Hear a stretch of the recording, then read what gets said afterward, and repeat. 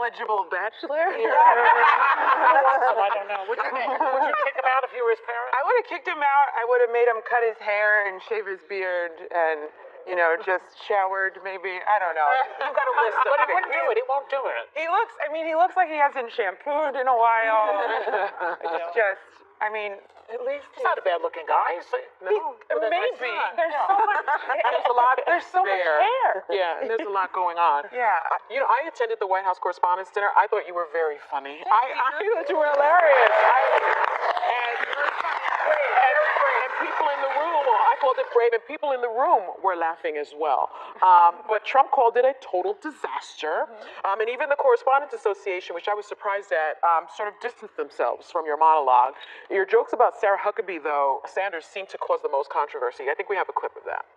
And of course, we have Sarah Huckabee Sanders. We are graced with Sarah's presence tonight. I have to say, I'm a little starstruck. I love you as Aunt Lydia on The Handmaid's Tale. I actually really like Sarah. I think she's very resourceful. Like, she burns facts, and then she uses that ash to create a perfect smoky eye. I'm still laughing about it, but many interpreted those jokes to be jokes about her looks. What do you say about that? I mean, the people that did, I just was like, oh, I thought you were smarter. Yeah. That's what you say to them? Yeah, because it was like, it's like, just listen to the joke. It was clearly... Well, if you know Handmaid's Tale, you know the reference was to behavior. Yeah, I think it said more about them. You're like, this is about her looks. I'm like, no, I think you have something to say about her looks. I'm fine with how the two guys whose looks you did talk about, I thought were very funny. They're not going to let me do the joking camp, but it was one of my favorite jokes. But you talked about Mitch McConnell. I loved it. I really wanted, okay. And Chris Christie. And so the question is, you mentioned, I mean, pretty much it was their looks. Nobody said a word. Oh, yeah. How do you think they mixed it up? I mean, if there's anything, the best part of the night, I think, was when I said something about Chris Christie, and then they went over to him, and he was like eating panna cotta out of a little jar, and I was like, I think he was kind of surprised they didn't go after his looks before that, because everyone else has always gone after Chris Christie, and I normally am like, it's been done. Right. And then this one, I was like, I just snuck like a little one in, and I think he was like, finally.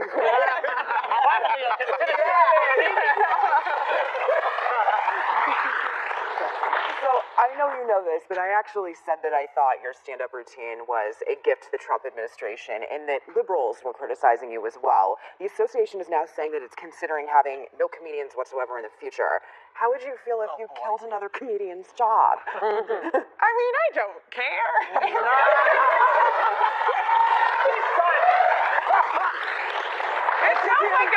It's not like a great job. I mean, I think everyone that's ever done it has been like, great, now I don't have to do it again. I don't think, I mean, the whole time I called it a homework assignment.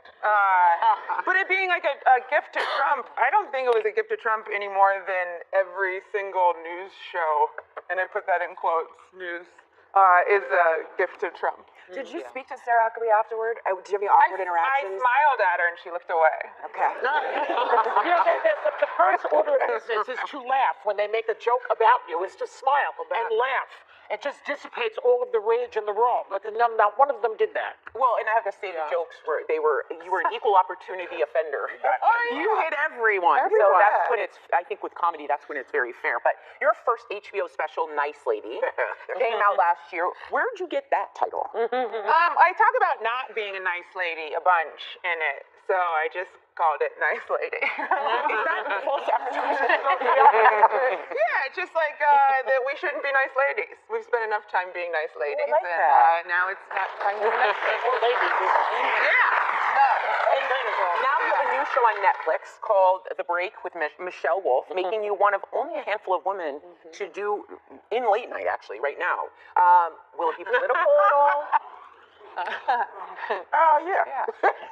No, it'll be, there'll be some, I mean, we're going to talk about everything that's going on, so there'll be some politics, but more in the way that I did at the Correspondents' dinner, where I'm just going to make fun of people. We're going to, like, I'm never gonna do like a deep dive on like, you know, net neutrality or anything like that. Thank you. Yeah. I was looking forward to that. Yeah, you're gonna have to tune somewhere else for a thing on the TPP. But What was interesting to me is it wasn't a Me Too moment, rather, but you had an awkward interaction with Harvey Weinstein in an elevator. oh yeah, this was before any of the Harvey stuff came out. I did a charity show and he was there, and after the show we happened to be on the elevator together with like him and two of his assistants who looked the most Hollywood. They were wearing like velvet smoking slippers. Yeah. They could give some tips to that 30-year-old. And we were on the way down, and I told like one Trump joke. This was like over like a year and a half ago. I told like one Trump joke. I don't like telling Trump jokes. I'm so bored of them. And he on the elevator, he was like, "You should have done all Trump stuff." And I was like, "Oh no, I didn't really want to. I don't really like telling Trump jokes." And he's like, "Well, you should have done it. We would have wanted Trump jokes." And I was like, "Well, I didn't want to do Trump jokes." And he's like, "Well, it's not about what you want." He thinks he's talking to some of his victims. Yeah, and I got off the elevator unscathed. And it just was one of those things. That's insightful. Yeah, you're like, oh, this is just his personality. Like, That's who he is. Yeah, he's just like, it doesn't matter what you want. That's Exactly. what I tell you to do. Yeah. I'm telling you this is what I want.